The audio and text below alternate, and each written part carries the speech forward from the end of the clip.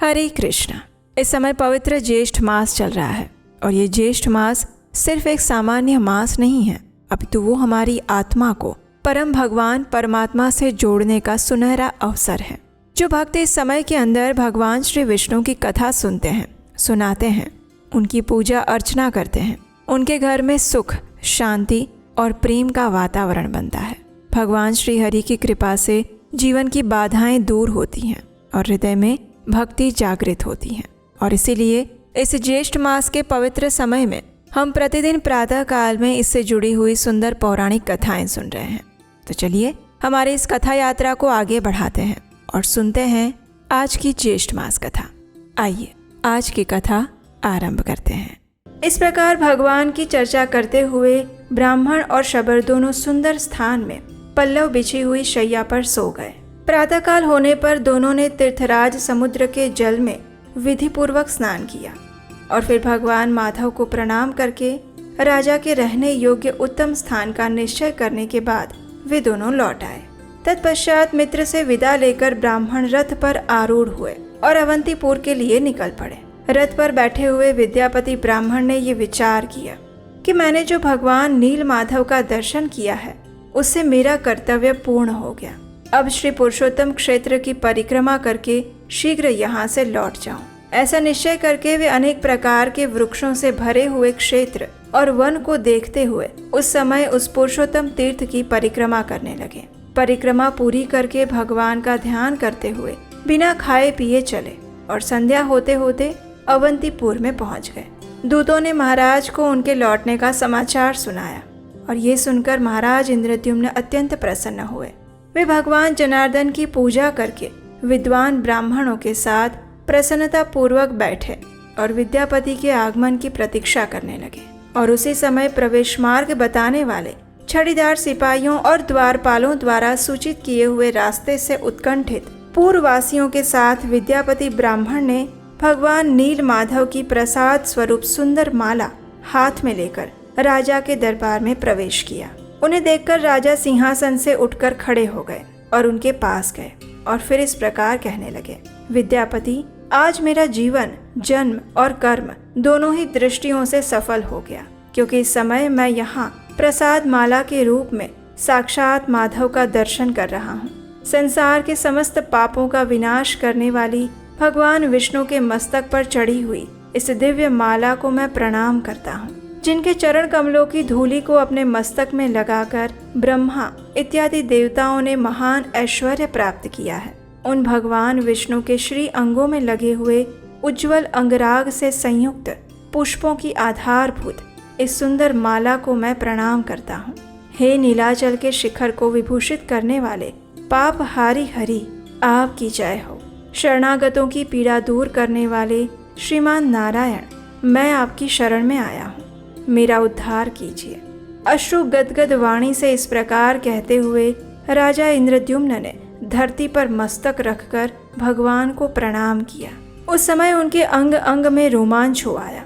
वे विद्यापति ब्राह्मण भी समस्त पापों से रहित होकर भगवान माधव का ध्यान करते हुए राजा के सम्मुख उपस्थित हुए और इस प्रकार कहने लगे, अपने तेज से संपूर्ण लोगों के पापों का निवारण करने वाले परम बुद्धिमान नीलाचल शिखर निवासी भगवान श्री माधव आप पर सदैव अनुग्रह करें। ऐसा कहकर विद्यापति ने वो माला राजा इंद्रद्युम्न के गले में डाल दी।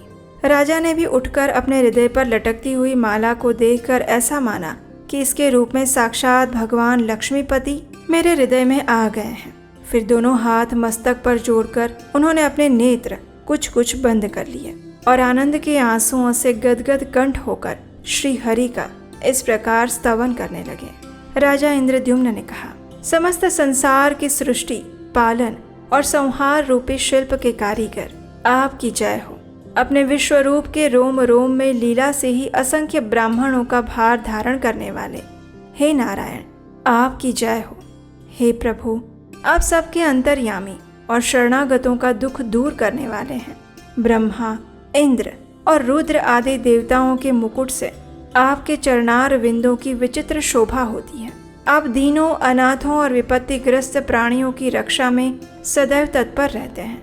हे जगन्नाथ, भक्त वत्सल, मैं अनादि काल से भ्रम में भटकने वाला दीन मनुष्य एकमात्र आपकी शरण में आया हूँ, मेरी रक्षा कीजिए। इस प्रकार स्तुति करके राजा अपने आसन पर बैठ गए। उस समय गृहस्थ, ब्रह्मचारी, वानप्रस्थ और सन्यासी सब उन्हें घेरे हुए थे। राजा ने अत्यंत आदर पूर्वक विद्यापति का पूजन किया और अपने सामने चौकी पर बिठाकर आदि से ही कुशल समाचार पूछा। पुरुषोत्तम क्षेत्र के महात्म्य, नीलमणि विग्रहधारी भगवान विष्णु की महिमा और स्वरूप के विषय में भी प्रश्न किया। और तब विद्यापति ने अपने अनुभव में आए हुए शबर द्वीप में प्रवेश से लेकर समुद्र में स्नान करने तक पुरुषोत्तम क्षेत्र संबंधी संपूर्ण वृत्तांत को विस्तार पूर्वक कह सुनाया। नीलाचल पर चढ़ना, नील माधव का दर्शन करना, रोहिणी कुंड में स्नान करना, कल्प वृक्ष की महिमा, नृसिंह आदि स्वरूपों की प्रतिष्ठा, 8 शिव और 8 शक्तियों की स्थिति, रथ से घूमकर देखी हुई पुरुषोत्तम क्षेत्र की लंबाई और चौड़ाई, इन सब का क्रमशः यथावत वर्णन कह सुनाया। और यह अद्भुत वृतांत सुनकर प्रसन्न चित्त हुए राजा इंद्रद्युम्न ने कहा, भगवान, नीलेंद्र मणिमय विग्रह वाले भगवान विष्णु के स्वरूप का यथार्थ वर्णन कीजिए। ये सुनकर विद्यापति ने कहा, हे राजन, मैं भगवान जगन्नाथ की उस दिव्य मूर्ति का वर्णन करता हूँ जिसे इस चर्म चक्षु से देखकर मनुष्य मोक्ष का भाजन बन जाता है। भगवान की वो मूर्ति अत्यंत प्राचीन और इंद्रनील मणि नामक प्रस्तर की बनी हुई है। ब्रह्मा, रुद्र और इंद्र आदि देवता प्रतिदिन जाकर उसकी पूजा करते हैं। ये दिव्य माला देवताओं ने ही पूजा में चढ़ाई थी। हे राजन, ये ना तो कभी मलिन होती है और ना कभी इसकी सुगंध कम होती है। भगवान के दिव्य उपहार में आए हुए प्रसाद के भक्षण करने से मेरे समस्त पाप क्षीण हो गए हैं। मैं देवताओं के समान अलौकिक तेज से संपन्न हो गया हूँ। क्या आप इस बात को देख रहे हैं? महाराज, वहाँ भोग और मोक्ष दोनों एक साथ स्थित हैं। वृद्धावस्था, रोग और शोक आदि दुखों का वहाँ अत्यंत अभाव है।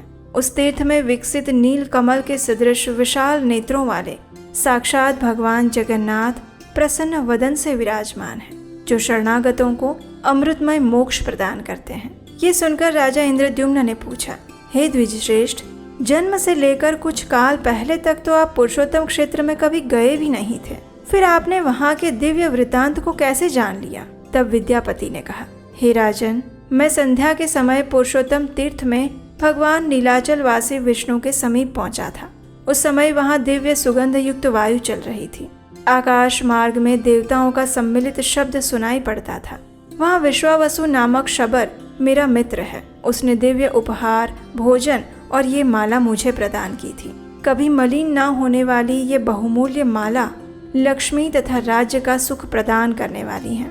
ये दरिद्रता और पाप का संहार करने वाली है, इसलिए इसे आपके योग्य समझकर मैं यहाँ ले आया हूँ। भगवान विष्णु का वो उत्तम क्षेत्र सभी ओर से घने जंगलों से व्याप्त है। नीलाचल उसकी नाभि है। लंबाई और चौड़ाई में वो 5 कोस का बताया गया है। तीर्थराज समुद्र के तट पर उसकी स्थिति है और वो सभी ओर से सुवर्णमयी बालुका द्वारा आवृत है। पर्वत के शिखर पर एक बहुत ऊंचा वटवृक्ष है जो प्रलय काल में भी स्थिर रहता है और उसकी लंबाई 1 कोस की बताई गई है। वो फूल और फल से रहित और पल्लवों से सुशोभित है। सूर्य के हटने पर भी उसकी छाया में कोई परिवर्तन नहीं आता। उसके पश्चिम में रोहिण नाम से प्रसिद्ध कुंड है। वहाँ जल का उद्गम है। उसमें उतरने के लिए नील पत्थरों की सीढ़ी उसकी शोभा बढ़ाती है। कुंड के बाहर चारों दिशाओं में स्फटिक मणि की 4 वेदियां हैं। पाप राशि का संहार करने वाले पवित्र जल से भरा हुआ वो कुंड बड़ा ही मनोरम है। कुंड की पूर्व दिशा में जो वेदी है उसके मध्य भाग में शंख चक्र गदाधारी भगवान विष्णु इंद्र नील मणिमय स्वरूप धारण करके विराजमान है। वो स्थान वटवृक्ष की छाया पड़ने से सदा शीतल बना रहता है। भगवान का वो विग्रह 81 अंगुल ऊंचा है और सुवर्णमय कमल के ऊपर स्थित है।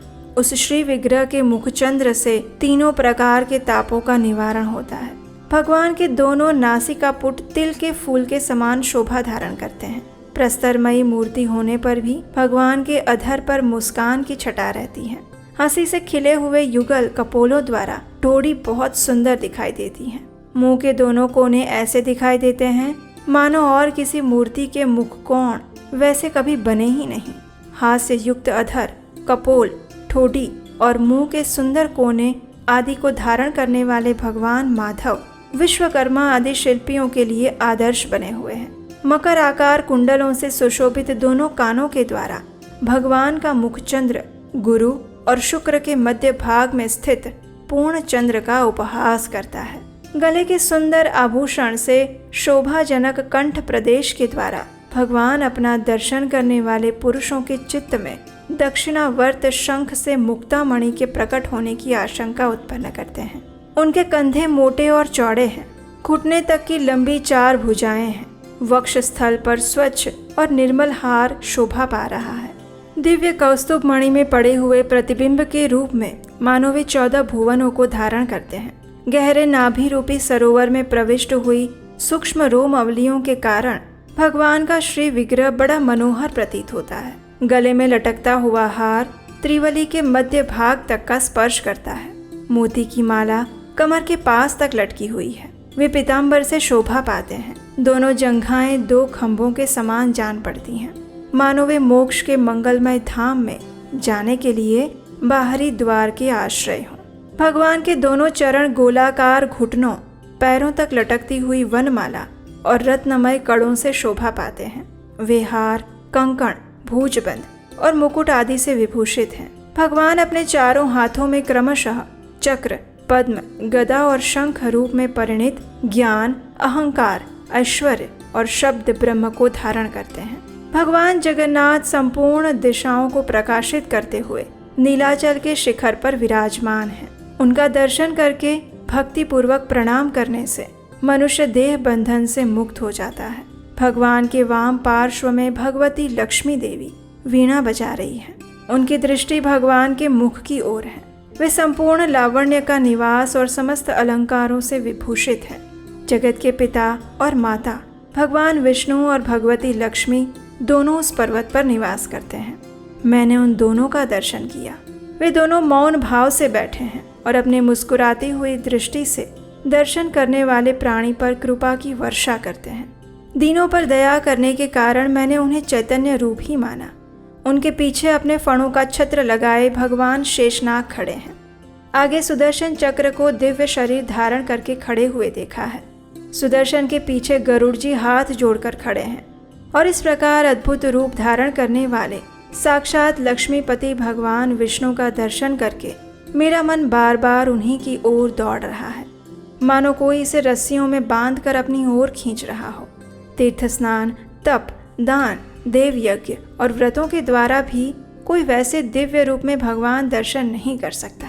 जो लोग निर्मल आकाश की भांति प्रतीत होने वाले नील विग्रह पुरुषोत्तम तीर्थ निवासी भगवान विष्णु का ध्यान करते हैं, वे सब प्रकार के बंधनों से रहित होकर भगवान विष्णु के धाम में प्रवेश करते हैं। जिसने नीलाचल नाथ भगवान का दर्शन कर लिया है, वही दानी, वही यज्ञकर्ता, वही सत्यवादी, वही धर्मात्मा, वही संपूर्ण गुणों से श्रेष्ठ और समस्त जगत में महान है। हे राजन, वहाँ जगदीश्वर माधव के जो सेवक हैं, उन्हीं से मैंने भगवान के इस महात्मा का परिचय प्राप्त किया।